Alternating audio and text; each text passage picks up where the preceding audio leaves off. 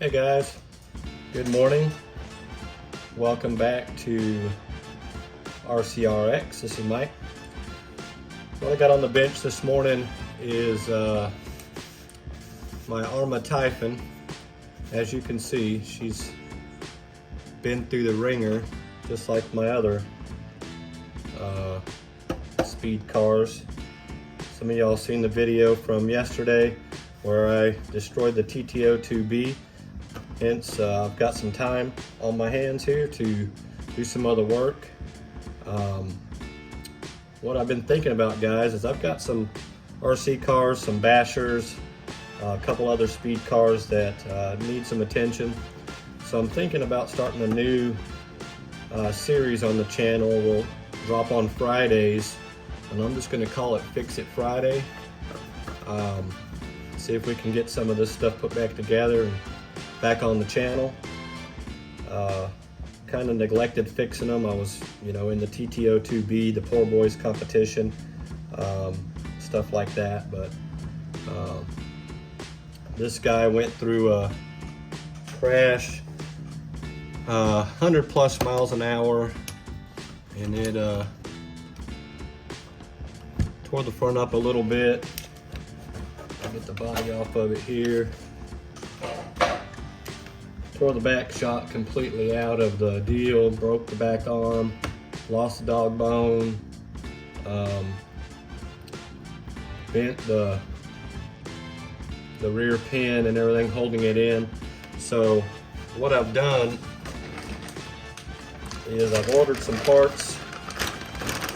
Guys, I got all these parts for, I don't know, $20 off of Jenny's RC.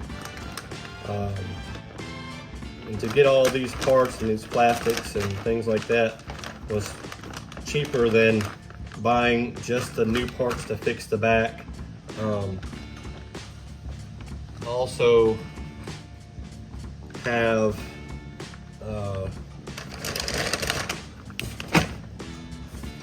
new shocks for it rather than just fixing that one. Ordered shocks,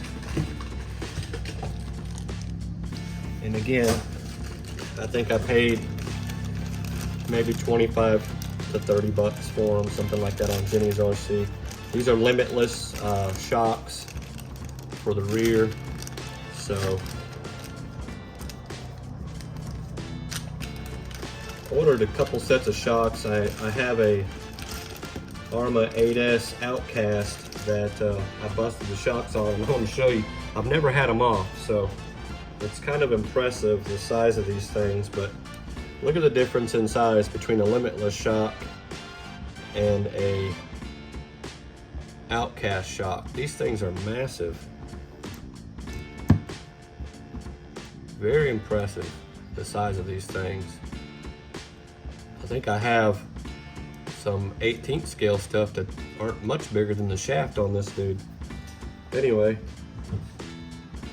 thought that was kind of crazy. So also what I'm thinking about doing, guys, is returning this to the stock format and putting the battery tray on the side. Haven't 100% decided on that yet, because I do like the balance of having a battery on each side. My problem is not being able to really strap them down as good as I'd like.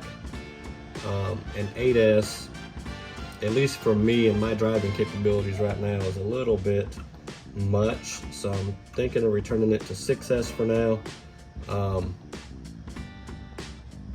Calling that good, but as you can see, I've got a 1515 in here. Really good motor. This thing is very choppy. It's like a shotgun, a machine gun going off when it turns. It's pretty stout, so that'll be staying in.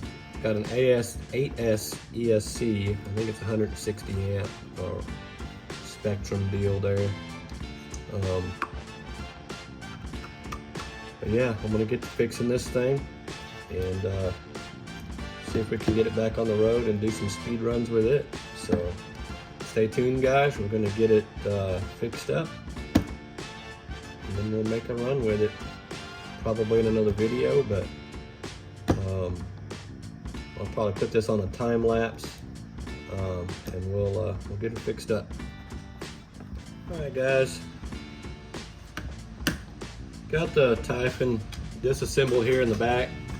I've already reassembled the pin holders and put the rear arms back on. But in disassembly, I did discover I've got a broken bolt in the bulkhead here. I'm gonna have to get out.